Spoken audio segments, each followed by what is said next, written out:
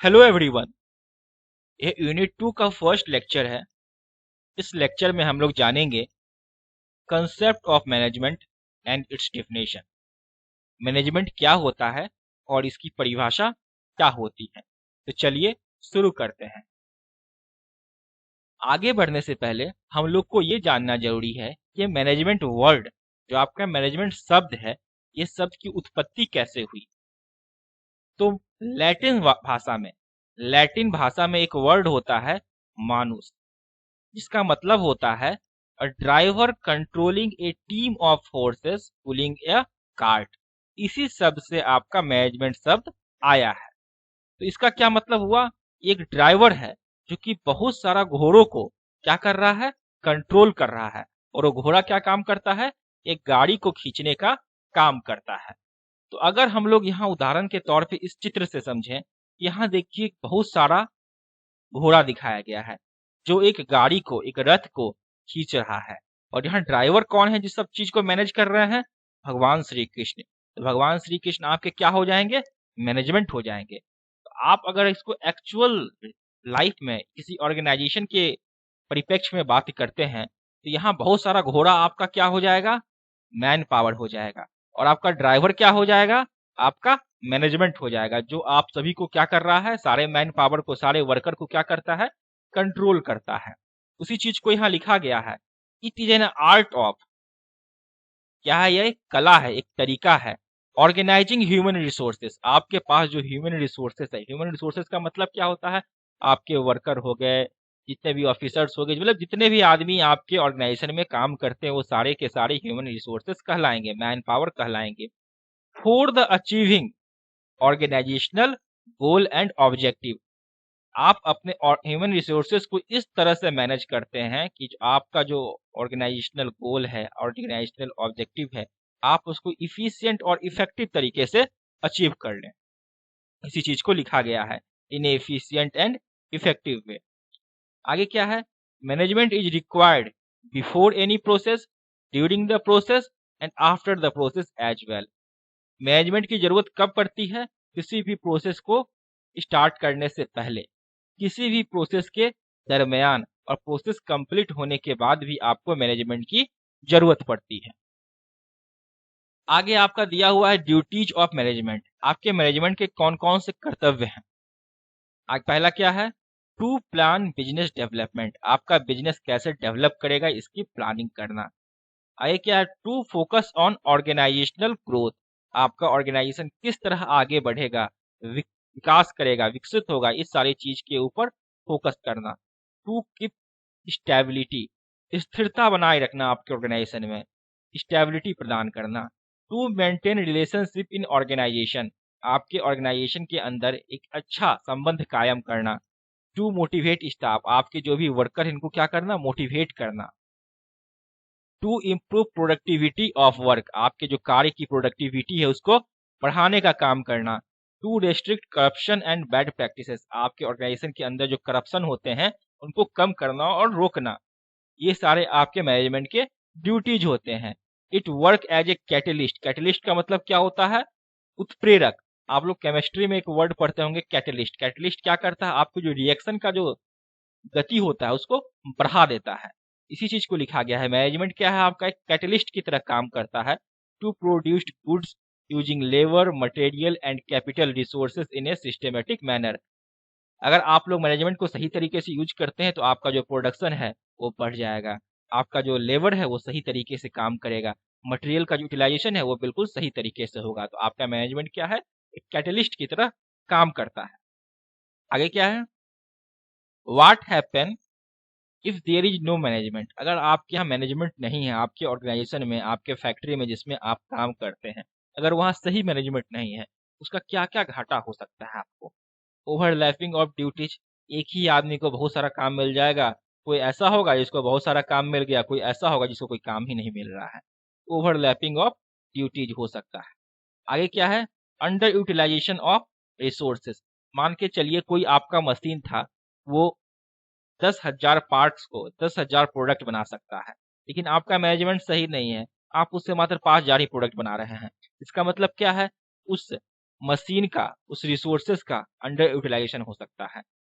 इसके अलावा आप इसको इस तरह भी समझ सकते हैं कि अगर आपके यहाँ कोई मजदूर था, उसकी क्षमता थी कि वो एक दिन में 100 पार्ट्स को मैन्युफैक्चर कर सकता है, 100 प्रोडक्ट को वो मैन्युफैक्चर कर सकता है, परंतु आपका मैनेजमेंट सही नहीं है, आप उससे मात्र 50 पार्ट ही मैन्युफैक्चर करवा रहे हैं। इसका मतलब क्या कर रहे हैं, आप अपने वर्कर को अंडर यूटिलाइज कर रहे हैं, उसका पूरा यूटिलाइजेशन आप नहीं ले पा रहे हैं, इससे आपको घाटा हो रहा है। आगे क्या है, पुअर फंक्शनिंग ऑफ एग्जीक्यूटिव्स, आपके जो एग्जीक्यूटिव्स वगैरह सब जो हैं, आपके जो अधिकारी सब जो हैं, ऑफिसर्स जो हैं, वो सही तरीके से काम नहीं कर रहे हैं। आगे क्या है, no coordination among the members, आपके मेंबर्स के बीच सही तरीके से कोऑर्डिनेशन नहीं है, जिस कारण आपका हर काम डिले हो जाता है। रिपीटिशन ऑफ मिस्टेक्स, एक गलती को आप बार बार करते हैं, एक गलती को आप बार बार दोहरा रहे हैं, उसको आप लोग कम करने की कोशिश नहीं कर रहे हैं कि अगली बार वो गलती नहीं हो दोबारा, इसके लिए आप कोई कोशिश नहीं कर रहे हैं, आप उसी गलती को बार बार रिपीट कर रहे हैं। ये सब दिक्कत होता है अगर आपके यहाँ मैनेजमेंट सही तरीके से काम नहीं करे तो। आगे आता है इवोल्यूशन ऑफ मैनेजमेंट, मैनेजमेंट का विकास कैसे हुआ।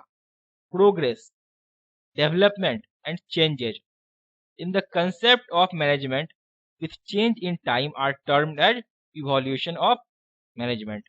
किस तरह आपके मैनेजमेंट में डेवलपमेंट हुआ, मैनेजमेंट का कंसेप्ट आगे बढ़ा, उसमें समय समय पे चेंज होता रहा, ये सारा चीज है, इसी को एक साथ हम लोग अगर बात करते हैं तो बात करते हैं इवोल्यूशन ऑफ मैनेजमेंट की। It is the growth and development of management from early 18th century to the 21st century। अगर हम सही तरीके से बात करें तो मैनेजमेंट तो हमारा शुरू से ही था, बहुत राजा महाराजा के समय से ही हमारा मैनेजमेंट सही तरीके से काम करता था। बहुत सारे राजा होते थे, उनके अपने मंत्री वगैरह सब होते थे, सब एक मैनेजमेंट की तरह काम करते थे। लेकिन जो अगर हम साइंटिफिक मैनेजमेंट की बात करें, जिसके जो हम लोग आज पढ़ते हैं, जिसके बारे में आज जानते हैं, उसका विकास देखा जाए तो 18वीं शताब्दी से शुरू हुआ है और अभी तक चल रहा है, 21वीं शताब्दी तक आपका शुरू है। Different types of school have been started to develop the management in different years. अलग अलग सालों में, अलग अलग समय पर बहुत सारे मैनेजमेंट के स्कूल डेवलप हुए, जिसने मैनेजमेंट के कंसेप्ट को आगे बढ़ाया। अब हम लोग बात करते हैं कुछ साइंटिस्ट के बारे में जो कि अच्छा खासा योगदान दिए इसके डेवलपमेंट में।